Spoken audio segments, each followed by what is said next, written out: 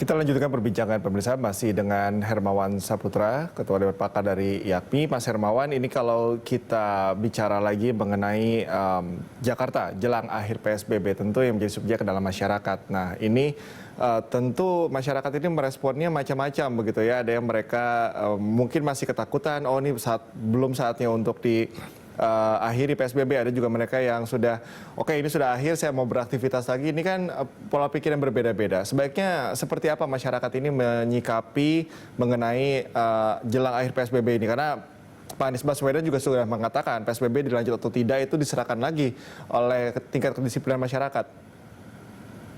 Ya, yang harus dipahami oleh masyarakat kita secara luas, kita semua tentu saja. Pertama, pendekatan kita saat ini berbeda seperti awal-awal kejadian COVID-19 di Indonesia. Dulu kita sangat optimis, kita berpacu melawan corona. Jadi tandanya berpacu seperti adu lari itu sifatnya sprint. Siapa yang cepat, maka dia bisa menaklukkan lawan. Larinya jangka pendek, siapa yang cepat, maka dialah yang menang. Tetapi kita harus jujur menyampaikan ketika kita adu lari dalam bentuk sprint dengan corona ini, kita sudah dikalahkan oleh COVID ini atau corona ini. Maka itu dalam kesempatan yang lain kita tidak boleh menyerah karena kita punya kesempatan memenangkannya ketika adu maraton, jadi lari jarak jauh. Sekarang kita memasuki babak baru yaitu bermaraton dengan corona. Sebagian orang menyebutnya berdampingan dengan corona. Tetapi ada frasa yang tidak tepat digunakan yaitu bersahabat atau berdamai dengan corona. Itu frasa yang tidak tepat. Yang tepat adalah berdampingan atau bermaraton dengan corona. Makna bermaraton, ketika kita menghadapi virus ini, kecepatan di awal itu tidak menjadi penentu. Tetapi yang menentukan itu panjangnya nafas, kesabaran, dan daya tahan. Jadi daya tahan di dalam lari jarak panjang itu sebenarnya sangat menentukan, termasuk daya tahan ini berkaitan juga dengan daya tahan ekonomi. Maka adanya the new normal sebenarnya itu sebuah keniscayaan, ada sifatnya kelenturan dalam beraktivitas kita, tetapi harus dilihat timing yang paling tepat. Untuk itu menghadapi the new normal nanti yang kalau boleh kami katakan mestinya sekitar Juli baru kita bisa efektif. Nah itu sebenarnya harus ada transisi perilaku yang kita harus miliki sebagai masyarakat. Dulu kita melihat orang menggunakan masker di jalanan dan setiap aktivitas itu sebuah keanehan. Menghadapi hari-hari ke depan ini menjadi sebuah kebiasaan baru. Dulu kita kalau tidak cipika-cipiki, bersalaman, bersentuhan satu sama lain ketika bertemu, itu sebuah keanehan. Sekarang harus kita jaga jarak satu sama lain. Dulu kita aneh melihat orang dikit-dikit cuci tangan, setiap ada kesempatan cuci tangan. Sekarang menjadi kebiasaan baru di mana sentra-sentra publik harus ada fasilitas cuci tangan, minimal dia bisa mengantongi hand sanitizer. Nah, hal-hal ini juga menjadi sangat krusial berkaitan dengan transisi perilaku. Ada satu lagi yang paling penting, Bung Cikal, yaitu perilaku merokok. Walaupun perilaku merokok ini bukan faktor langsung, tetapi resikonya akan makin besar, resiko penularan COVID dan juga kesakitannya ketika disertai merokok di area yang sembarangan. Oleh karena itu perilaku merokok pun harus kita mampu kontrol dengan baik, apalagi di ruang-ruang publik. Nah kalau perilaku-perilaku ini secara individu dan masyarakat kita konsekuen dan disiplin, maka harus tinggal dilengkapi ya dengan upaya pemerintah, terutama infrastruktur dan kebijakan. Bahkan infrastruktur dan kebijakan ini harus mendahului dari perilaku yang sudah berubah dengan adanya pemahaman masyarakat. Untuk itu saya juga menghimbau di samping kepada masyarakat, pemerintah agar juga konsekuen, tetap menyemarakkan promosi sekaligus menegakkan protokol kesehatan dimanapun untuk semua sektor apapun. Jadi health problem is beyond health. Masalah kesehatan ini bukan hanya urusan bidang kesehatan. Kalau transportasi dari aspek perhubungan tidak dilakukan protokol kesehatan percuma. Kalau sentra-sentra bisnis dan ekonomi tidak menerapkan protokol kesehatan percuma.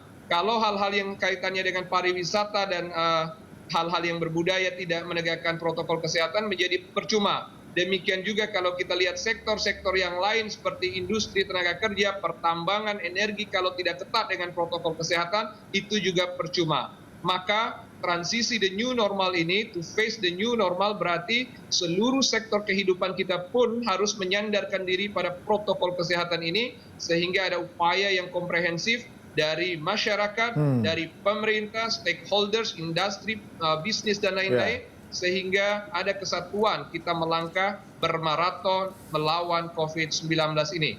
Menang kita insya Allah kalau semuanya bisa komitmen dan serempak seperti itu, Bung Cikal. Iya, ini kesadaran antara masyarakat juga atau individu masing-masing sangat penting. Khususnya tadi Anda juga sempat menggarisbawahi untuk yang merokok begitu ya, jangan di tempat yang sembarangan. Artinya kalau mau sakit jangan ngajak-ngajak gitu kan.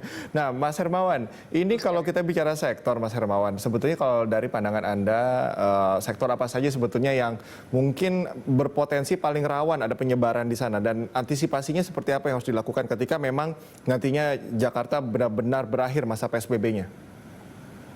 Ya, menghadapi the new normal nanti, itu sebenarnya ada beberapa prioritas. Tidak boleh juga begitu ada kelenturan, semuanya tiba-tiba merasa merdeka begitu. Yang paling prioritas tentu yang menyangkut hajat hidup orang banyak ya. Sektor-sektor bisnis ya, terutama yang berkaitan dengan kebutuhan dasar manusia. Ini harus diperhatikan, protokolnya tetap ketat, tetapi juga ada kelenturan dalam prioritas aktivitas.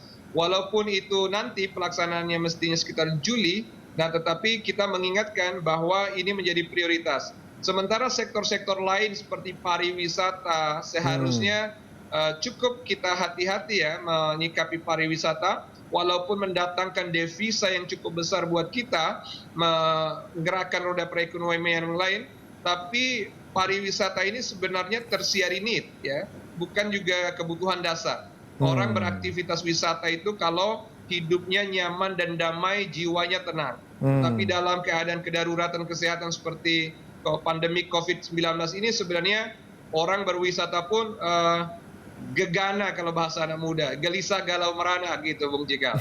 Jadi tentu ini tidak menjadi prioritas utama. Ada lagi yang penting juga kaitannya dengan ketenaga kerjaan yang diserap di sektor pertambangan, energi, mineral gitu ya. Ini yang menggerakkan roda perekonomian nasional, tetapi protokolnya harus ketat, terutama adanya mobilitas tenaga kerja. Ini saya pikir dari manajemen K3-nya itu betul-betul harus dikuatkan, fokus dan mengarah kepada COVID-19. Nah, sementara di sisi lain juga kita harus selektif dalam moda transportasi, seperti penerbangan. Harus ada penerbangan juga yang terbatasi, terutama di wilayah-wilayah kota besar di seluruh Indonesia. Jangan lupa Bung Cikal, sekarang dengan data yang ditampilkan tadi, seluruh kota besar ya, yang menjadi sentra penerbangan dengan lalu lintas yang cukup padat, seperti Surabaya, Medan, Makassar, Palembang, Bali, juga Lombok, itu semua mengalami kasus yang signifikan menjadi epicentrum di wilayah masing-masing, sehingga harus hati-hati. Jangan ada lagi persyaratan penerbangan ini menggunakan rapid, syaratnya kalau terpaksa harus menggunakan hasil swab PCR. Nah, maka itu juga harus dilakukan oleh pemerintah. Kalau menyerahkan kepada masing-masing individu juga tidak sama sekali tidak efektif. Karena gunanya pemeriksaan ini juga untuk fungsi mitigasi dan perencanaan epidemiologi.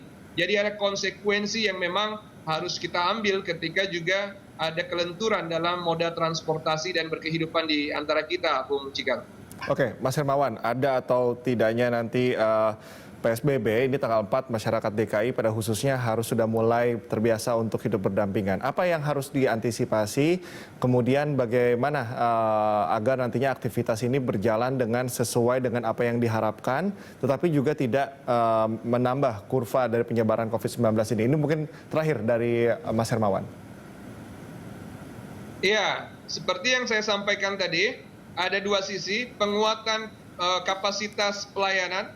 Yang paling pokok kami himbau agar puskesmas diperkuat. Jadi layanan puskesmas ini sebagai ujung tombak untuk mendampingi masyarakat, mengedukasi masyarakat sekaligus melakukan early detection bila terjadi risiko penularan. Tetapi masyarakat pada level komunitas, saya berharap tokoh-tokoh agama, tokoh-tokoh masyarakat, tokoh informal di tengah kampung kita, kelurahan kita, RT RW kita, betul-betul sigap bila ada risiko mobilitas penduduknya, dan juga ada proses isolasi mandiri yang harus dilakukan dengan peran kesadaran saling bahu-membahu dan membantu satu sama lain, sekaligus mengingatkan agar tetap menghindari kerumunan yang tidak perlu.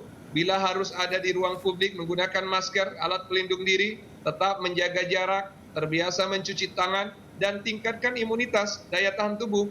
Nah, daya tahan tubuh ini sejalan juga. Jadi ada dua yang disebut dengan daya tahan. Jadi yang sifatnya immunity, tetapi juga ada yang sifatnya ekonomi. Daya tahan tubuh dan daya tahan ekonomi. Yang perlu saya sampaikan, mungkin kita juga perlu belajar ya, transisi untuk berpenghasilan atau transisi dari bisnis mata pencaharian. Dulu kalau kita jarang ada di rumah, sekarang lebih banyak di rumah, tetapi bisa menggunakan metode teknologi online untuk sekedar kita beraktivitas, mungkin bekerja, mengajar, memberikan asupan produk atau menjual produk, atau bahkan kita juga punya bisnis-bisnis yang lain, tetapi sebisa mungkin kita gunakan teknologi untuk menghindari kerumunan dan juga aktivitas di ruang publik yang tidak perlu. Virus ini, penyakit ini memang tidak punya jalur lain karena adanya keramaian, adanya kerumunan, disitulah faktor resiko yang paling besar. Untuk memperlambatnya, mengendalikannya, berarti kita harus menjaga jarak, menghindari keramaian yang tidak perlu. Dengan demikian, sehat kita semua, sehat Indonesia. Terima kasih, Bung Cikal. Oke, amin. Semoga apa yang kita harapkan bersama-sama ini bisa terwujud tentunya dengan antisipasi yang dilakukan oleh pemerintah dan juga kesadaran atau tingkat disiplin dari masyarakat. Mas Hermawan, terima kasih sudah menyempatkan waktu untuk berbincang bersama kami. Tetap jaga kesehatan. Terima kasih.